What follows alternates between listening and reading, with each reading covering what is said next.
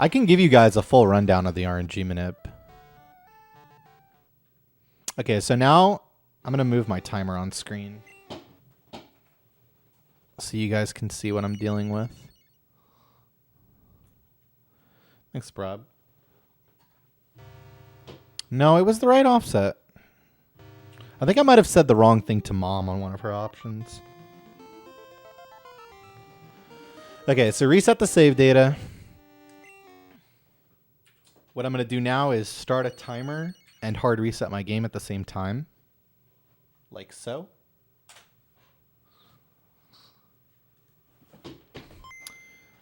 What I'll be doing here is trying to hit to load up my save file on a 4-frame window.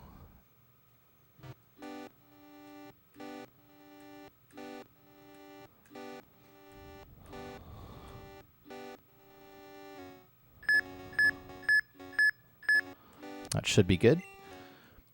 And so what I've done now is the first time you make a file on a game that doesn't have a save file, the ID that the lottery checks for is set for any file you make on that cartridge.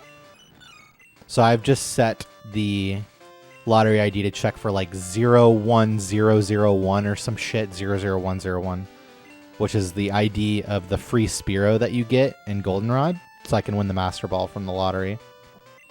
You have to redo this every so often because RNG is bullshit.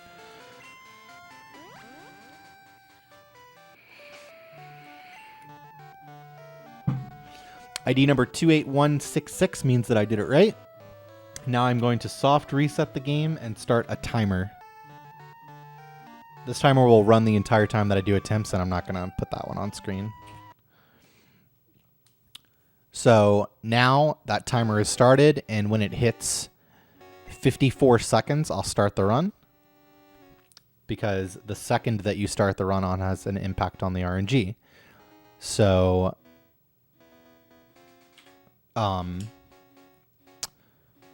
yeah, have to be careful about that one.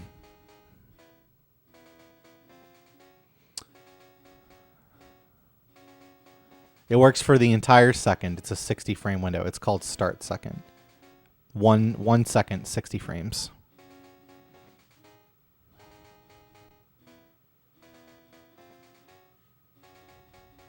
And that's the first part of the Manip, a 60 frame window.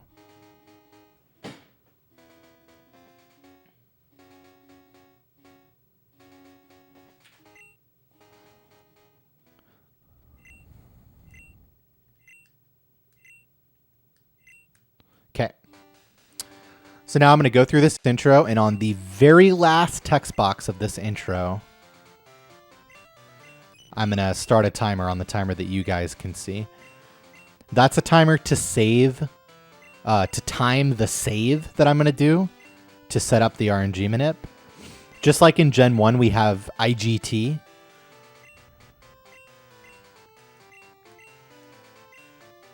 See, I synchronized that last text box and the start of the timer. And so when that timer hits 0 on the last beep, I need to press save. It's an 11 frame window. This God Toto only works on 11 out of 60 of the frames that you can save on in between each second. So I need to make sure that I save on a good frame. It's known as IGT tracking. And because nothing happens in the beginning of the run that affects IGT, we can effectively track it. Whereas in Gen 1, different actions can get your IGT desynced from your timer. So it's not reasonably possible to track it. So I'm going to save when this last beep, the fifth beep happens. Then I'm going to hard reset and set a timer again synchronized, and that will be the 1 frame window. So this is an 11 frame window here.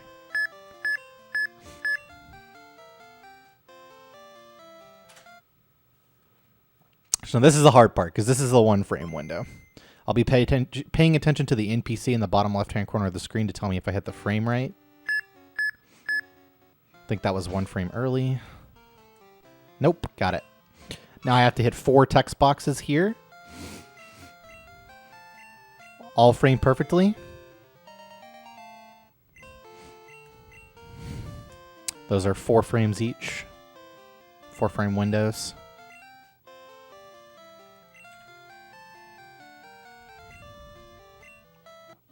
So because the NPC was facing down and I'm confident that I hit the text boxes correctly, I don't need to check my stats. I know that I got it right. So now I need to move to a specific tile, take the berry off, and then set a different timer to do the encounter manip. Both the tile I'm on and the direction I'm facing are important for this manip.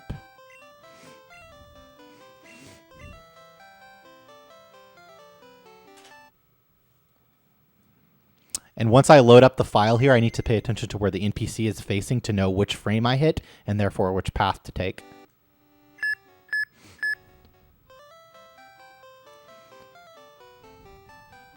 That was path 1, the earliest path that works. It's a 3-frame window.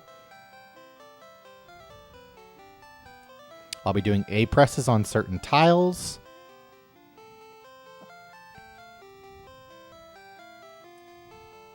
Like that one and that one. A presses affect the RNG on certain tiles due to NPCs and loading and shit. I don't know.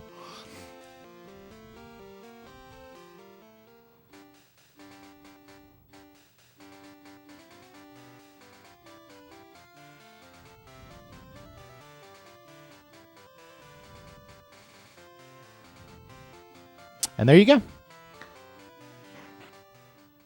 Toto Manip into RNG Manip.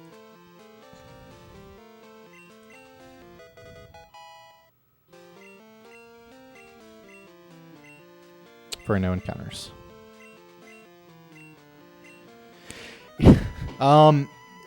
It's a joint effort. Mostly the programmers work, Inter and Stringflow. Inter actually made the manip that I just did, both manips that I just did, and Stringflow made Sandshrew manip. So this little grass section on the way down isn't worth doing a hard reset to manip for, because hard resets, it takes 20 seconds to save and reset. So it's better to just hope you don't get encounters.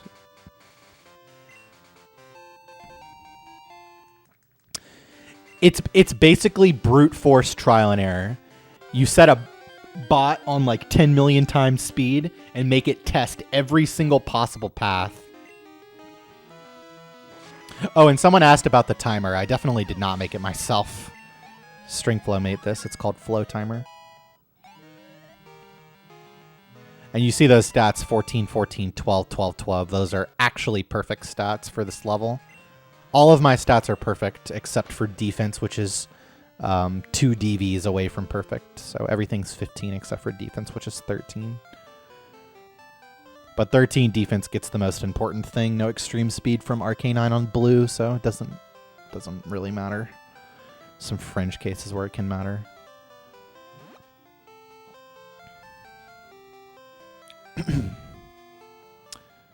So you'll notice for this next part that I'm not going to change my offset to a different offset. That's because Inter has made these manips in such a way that the Route 29 passes are actually identical to each other until you get to Cherrygrove. Which means that not only can you aim for the same frame without changing your offset, but you can also use the same NPC queue to correlate to the same path that you're used to. It is possible, but it's not worth waiting.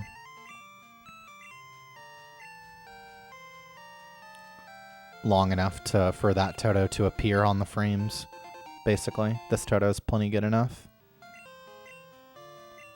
Also, the 1 frame late Toto is an absolute beast, so this manip is really good for newer runners, too. Or people going for like a really solid time.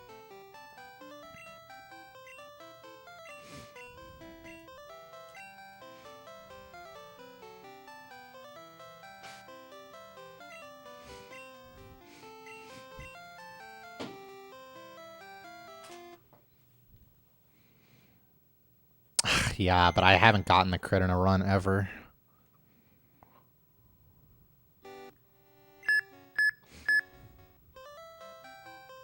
Okay, so that's path 2, because the NPC was facing down and then moved right. So this will be a different path than the one that I did on the first path, but it would be the same as path 2 if I had hit that the first time.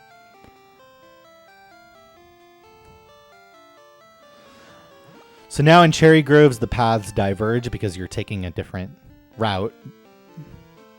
So you have to memorize the variant here. A lot more A presses on this one.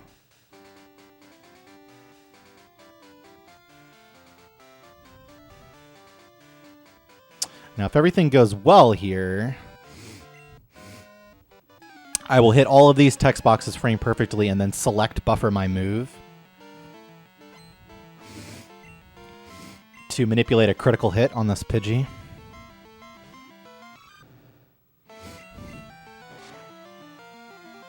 But it's super hard, and even when you hit it perfectly, it's inconsistent. Bit risky, though. So change my offset to the next one, which is Donnie's, and we'll set up another Manip here. This Manip manips the not getting hit by the spinner, as well as no encounters.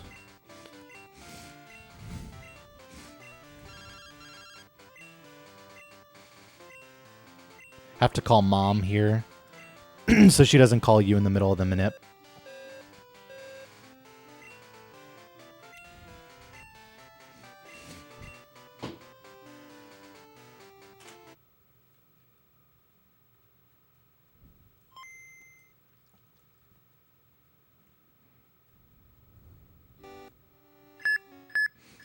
Shit, that might have been early. Nope, we're good. Paid attention to the NPC movement to tell me which path I hit. Again. And now I just have to execute the path properly. And there you go.